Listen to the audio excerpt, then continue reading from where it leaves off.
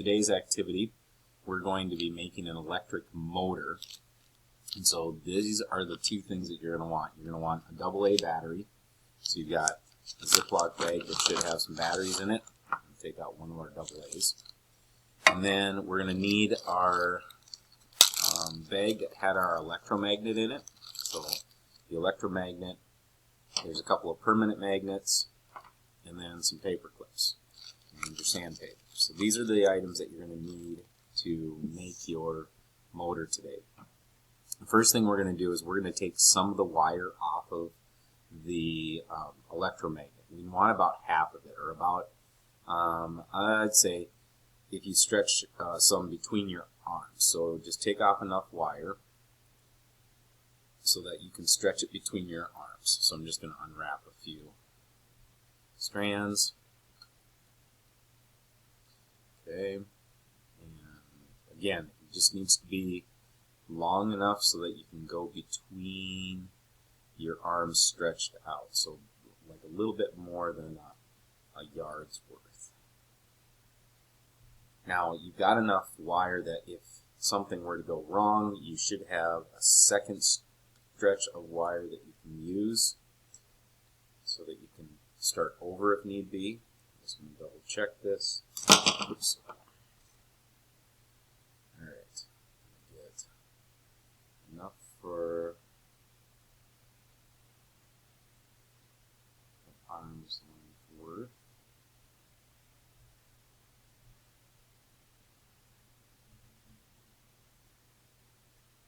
Right. Almost there. You'll probably want to find yourself a pair of scissors or a knife or something. I'd suggest scissors or a wire cutters or pliers or something along that line. Okay, so you can see that I can go from this arm to this arm. So I've got about a line this long. Okay, I'm just going to use the scissors, cut it off. Okay, I'm going to set the rest of the wire aside in case I need it for later. And then I need to find the wire, put it on the floor. There it is. Alright. So one of the things that we're going to do is you're going to want to make sure that your wire is going to have an exposed end. Okay, so like I've got this one right now, it's got exposed on both sides. I'm going to do it so that I can get a little bit more of the red part off. So I'm going to sand it a little bit more to make sure that all of the red is off on this side. Okay, so you can kind of work along with me as I'm going through this video. If I'm going too fast, you can always pause it. So that's kind of the upside of being able to follow along with this video. Okay, but I want to make sure that I've got a good copper exposed end.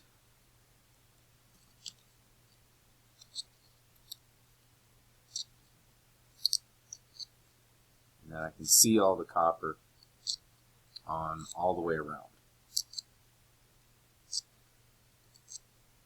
This is going to be one of the parts of the motor that's going to make a connection to the battery. Okay, so you want to make sure you've got a nice exposed end. Now the other end, okay, and I'm going to kind of try to straighten this out a little bit as I work. So I'll straighten it out a little bit. I don't want any kinks in it. Okay, the other end, this is the important part. I want to leave red on part of it, and I want copper exposed on the other side. We're trying to make this a switch, so something that can turn on and off, essentially using the red part as our switch. So when we're trying to make a connection to the battery and it's touching the red, it'll be off, but when it's touching the copper side, it'll be on. So again, we're trying to do this so that it's half on this side is red, half on this side is going to be copper. So this is going to be a little trickier to kind of get, but I'm going to try to do this. So again, all I get is half copper, okay, and half red. So half copper, half red. Okay, so you're working to try to get that, just the copper side exposed with the red side open. So I'm just pulling one side through my sandpaper, and I'm getting, so you can start to see that there's copper on this side, but then red on this side. So that's going to become our switch. Okay. So I want to make sure I got good exposure for that copper side. Alright. Now what we're going to do is we're going to try to build a coil. Okay, so this is where we're going to make a coil. So I'm going to go ahead and keep this side here, and I'm going to start my coil. I'm going to use my battery as a thing to make a coil around. In fact, I think, yeah, we'll use a AA battery. If I wanted to, I could use maybe one of my D-cell batteries. That would make a good coil as well. In fact, let's try that. I'm going to do this. We're going to go with the coil. So I'm going to leave the end out, and then I'm going to make a coil around my D-cell battery. So I'm going to have a little bit of an arm, something that it can rest on, and then I'll just wrap around. And I'm going to have to slide this off, so don't wrap it so tight that you can't get it off of the battery. Make sure that you can still slide it off. Okay? So I'm going to go around and make a coil.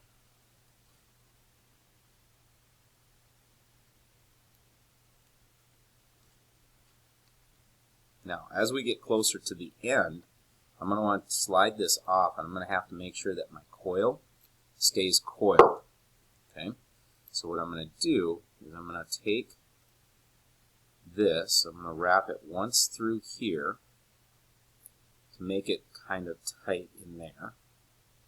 Okay? And then I'm going to bring this one again around here, and I'm going to try to make it so that I've got it off of the other one. We're trying to make like an arm that it'll balance around. Now this one I'm going to go around a couple of times. Okay.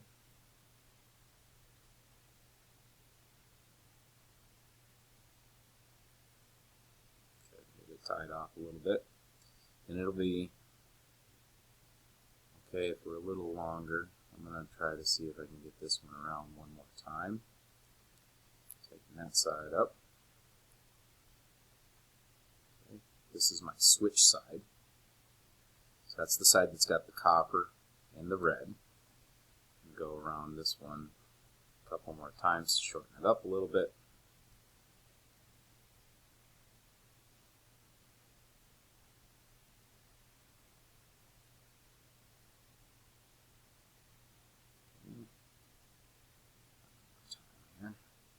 Now what we're looking to do is make something that can balance and spin and rotate. So this is where you're going to want to work with trying to find a nice little balance point for your coil so that it will essentially want to spin. Okay, so we're looking to try to make it spin, so we may need to adjust where our balance points are. So this is going to be the hard part, is trying to make sure that it will want to spin at some point, and that's how we're going to set it up. Now we're going to use 2 paper clips, okay, and we're going to kind of unfold our paper clips so that these can be the rest points for our wires. So like this side is going to rest in here, okay, and this side will rest in here. Now this is where we'll want to try to make sure that these paper clips will be out enough so that when we're touching the battery, okay,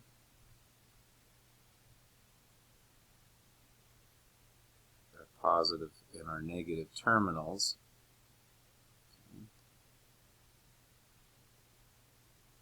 that this will rest in here so that the copper parts are going to touch. So you can see that I need to make sure mine come out a little bit more, because I want to make sure that I'm getting to those copper exposed pieces. So like this one, I think we're going to be good there, but this one I think I need to shorten up, so I'm going to try to shorten it. One more wrap. Now if I wanted to, I could have clipped some of that off as well, but then I'd have to resand. I didn't want to work on the resanding part. Okay, so hopefully we've got our coil set up.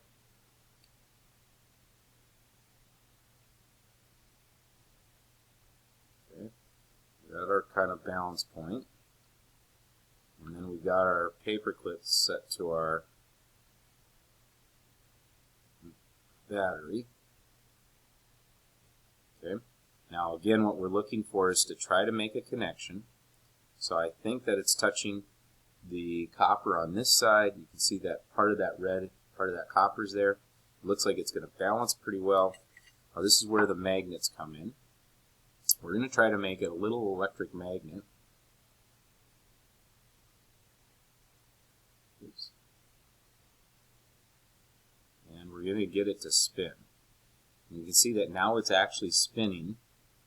So I've got my working electric magnet, or electric motor. Now if you think about this as a motor, what we're turning is we're turning an axle. So like if we put a gear on the end of that, we'd be able to move something. We could create a motor that would actually drive something. As you can see, that's a working motor. Now again, it got off centered, so it turned itself off. I just need to kind of go. There we go. And it's working again. Now what you need to do to finish this activity off is you just have to get a video clip of this. So take a quick little video of your working motor and post it to this assignment. And when you're done with that, turn it in. And that's all there is to it. Make an electric motor. If you have questions, you can ask. And if you'd like, I can walk through this with you too if you get stuck.